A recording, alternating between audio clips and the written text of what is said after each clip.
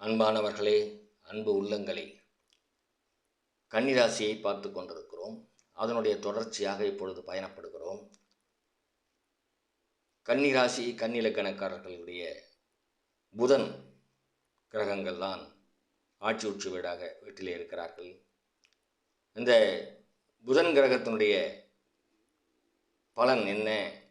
கலைகள், எழுத்து, நடிப்பு, பேச்சு, பிரஸ் தொழில், புத்தகக் கடை, வியாபாரம் போன்ற எழுத்து சம்பந்தமான முன்னேற்றம், ஆத்மபலம், நினைவாற்றல் இவைகளுக்கு புதன் கிரக ஆற்றல் உண்டு. நமக்கு சிறப்பாக இருக்க வேண்டுமென்றால் மேலே சொன்ன மரங்களை நட்டு நீரூற்றி வாருங்கள். பார்போற்றும்படி நாம் வாழ முடியும். மரம் நட வேண்டிய நேரம் புதன்கிழமைகளில் வரும் புதன் ஓரை, பஞ்சமி அன்று வரும் புதன் ஓரை, சதுர்த்தி அன்று வரும் புதன் ஓரை. வீட்டில் இடமில்லை, வருந்த வேண்டாம். வீட்டின் முன் சாலையில் இருபக்கமும் இடம் வீணே கிடக்கிறது. அனைத்து வீட்டு முன்பும் அவரவர்கள் 2 மரங்களை நட்டு நீர் ஊற்றி வளர்த்து வந்தால் சாலை முழுவதும் மரங்களின் ஆகர்ஷண சக்தி அற்புதமாக கிடைக்கும். அதுவே நமக்கு நல்ல பலனை தந்துவிடும். இங்கே ஒன்று சொல்ல ஆசைப்படுகிறேன். அரசு மரம் நட்டு மரணத்தை தவிர்ப்போம் என விளம்பரம் செய்து வருகிறது.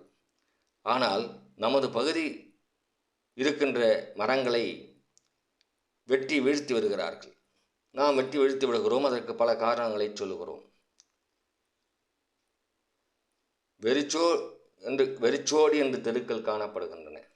இப்படி மரநிழல் இல்லாமல் போனதால் தான் சூரிய வெப்பம் பூமியிலே அதிகமாக இறக்கப்பட்டு பிரதிபலிக்கிறது. அதனால் நிலத்தடி நீரும் குறைந்து பூகம்பம் வர வாய்ப்பு இருக்கிறது.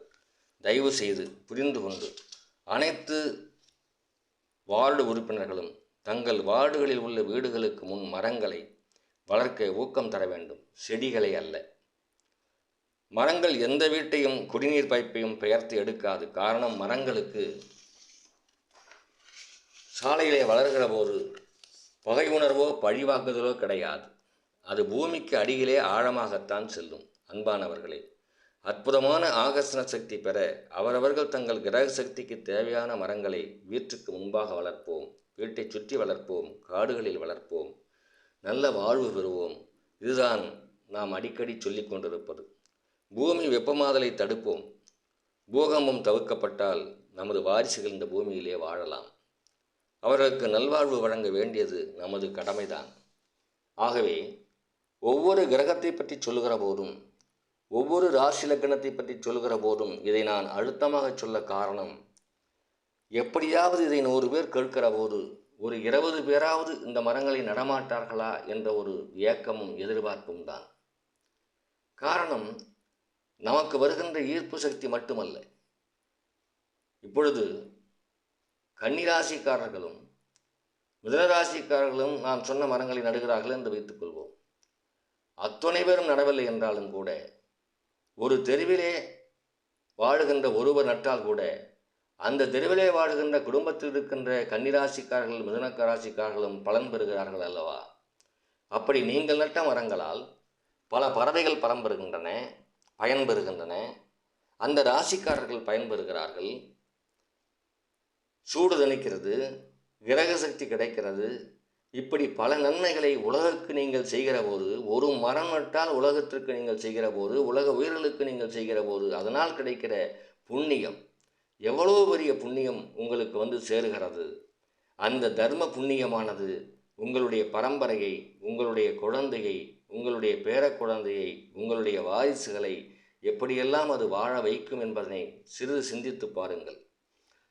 எவ்வளவு அற்புதமான வாழ்க்கையை நம்முடைய பெரியவர்கள் நமக்கு தந்துவிட்டு போயிருக்கிறார்கள்.